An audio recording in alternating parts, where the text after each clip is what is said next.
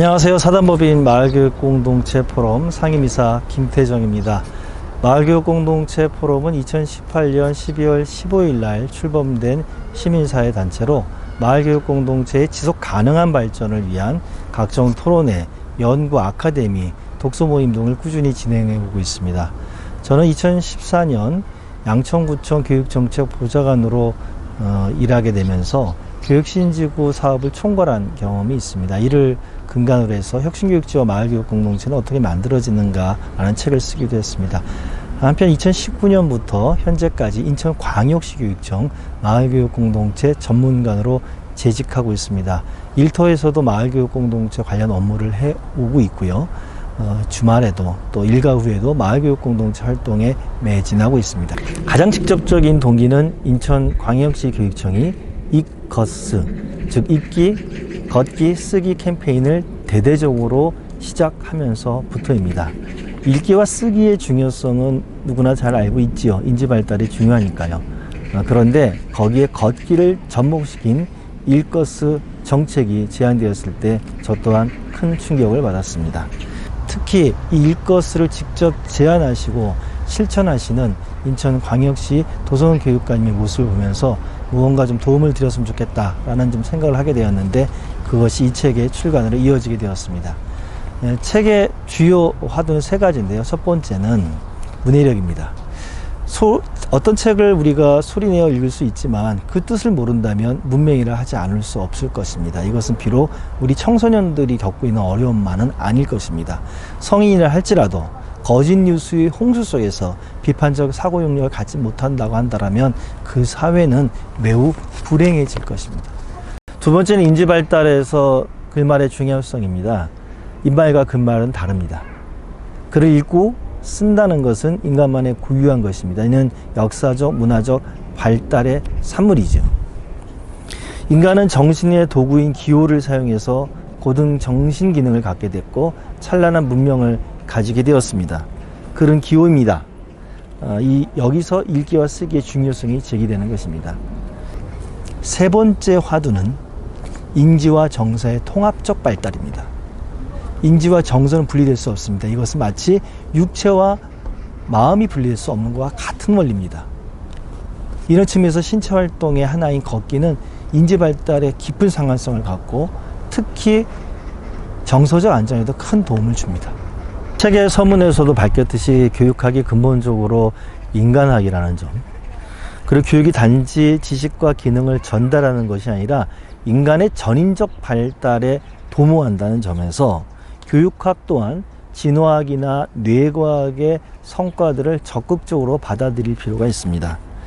이를 반영하듯이 최근에는 진화학, 뇌과학의 성과가 교육학에 반영되기도 하고 심리학에 적극적으로 차용되고 있습니다. 저는 비고치키 선집을 읽으면서 비고치키의 주요한 주장이 진화학이나 뇌과학의 연관성을 깊게 있다는 것을 알게 되었습니다.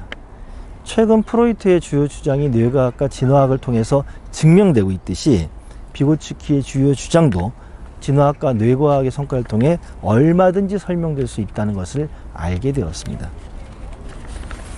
인간이 다른 포유류와는 달리 또 영장류와도 다른 근본적인 차이점 중에 하나는 언어를 가지고 있다는 겁니다. 이를 통해 인류는 자연에 도전하였고 다른 종과 다른 문화를 만들었습니다.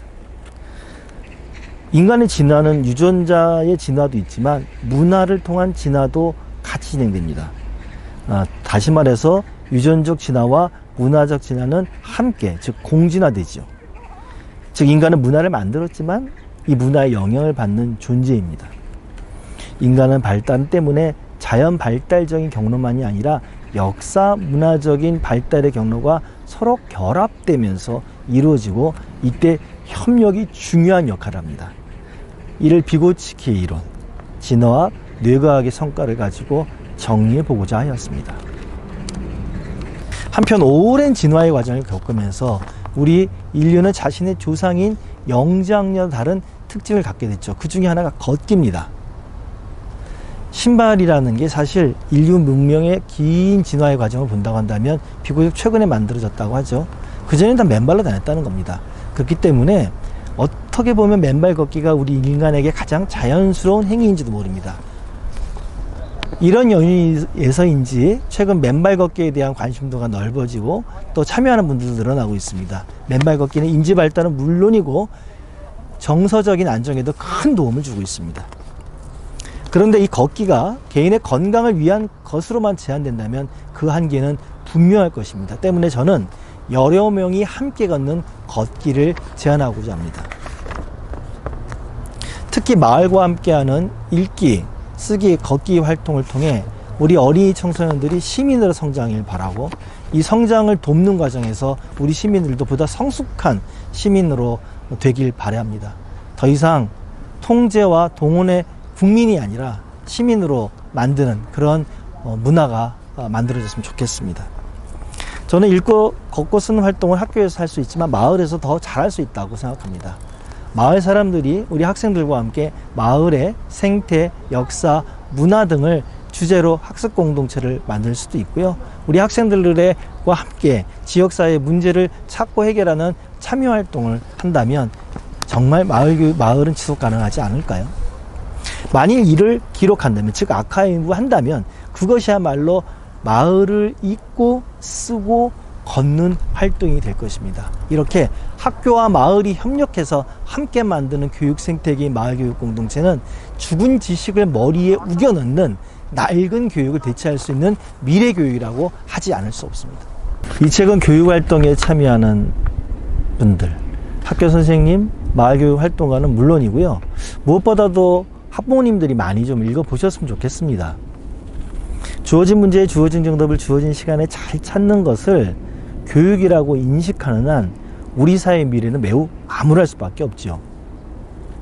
경쟁 논리를 교육에 적용시키고 아이들을 줄 세우고 이렇게 하면 발달은 도외시 될 수밖에 없습니다. 게다가요, 학업 성적은 우수한데 인성은 정말 문제가 너무너무 많은 사람들이 사회의 중요한 지위를 독점하는 구조일대입니다. 그런 사람들이 정치, 경제, 문화는 물론 교육까지 장악했다고 생각해 봅시다. 그 사이가 어떻게 될까요? 경쟁교육은 적지 않은 부모님들로 하여금 어린이 청소년의 발달에 대한 올바른 이해를 가로막게 만들고 있습니다. 게다가 자신을 소비자로 생각하고 학교와 선생님들을 공급자로 생각하고 심지어 자녀를 소유물로 생각합니다. 이로 인해 끊임없는 갈등이 증폭되고 있습니다. 이제 우리는 경쟁교육이 아닌 협력교육, 발달교육을 고민하고 실천할 때입니다. 이번 책에서는 특별히 청소년의 뇌와 발달, 사회적 뇌와 발달이라는 주제의 글도 담아봤습니다. 청소년 자녀를 두고 계시거나 혹은 청소년을 자주 만나시는 교육활동을 하시는 분들은 꼭 이 내용을 읽어봐 주셨으면 좋겠습니다. 저는요, 이 책의 판매를 통해서 얻을 수 있는 인세, 이 인세 전액을 마을교육 공동체의 지속가능한 발전을 위한 실천활동에 기부할 겁니다. 제가 이 책을 쓴 목적은 돈을 벌기 위함이 아니기 때문입니다. 저는 직장에서도 마을교육 공동체 관련 업무를 하고 있고 일과 후에도 주말에도 마을교육 공동체 활동에 매진하고 있습니다. 마을교육 공동체 지속가능한 발전을 위한 교육활동, 연구활동, 그리고 무엇보다 마을교육 공동체에 참여하는 분들 간의 소통과 교류를 만들기 위해서 매진하고 있습니다. 그동안 교육청과 기초지방자치단체가 협력하는 다양한 이름의 협력사업들, 혁신교육지구, 미래교육지구, 때에 따라서는 행복교육지구 등의 이름으로 많은 지방자치단체가 마을교육공동체 사업에 참여하고 있습니다만 여전히 불균등습니다. 마을교육공동체가 지속 가능하려면 법, 제도적인 지원 체계가 더욱 공고해질 필요가 있습니다. 동시에 중요한 것은 교육을 공유제라 바라보는 깨어있는 시민으로서 마을교육 활동가들이 늘어나야 할 것이고 이분들의 역량도 커져야 할 것입니다. 부족은 아마 이번에 출간된 왜 읽고 쓰고 걸어야 하는가는 이 책이 한국교육의 대전환 그리고 마을교육 공동체의 지속 가능한 발전에 조금이나마 도움이 되길 감히 기대해 봅니다.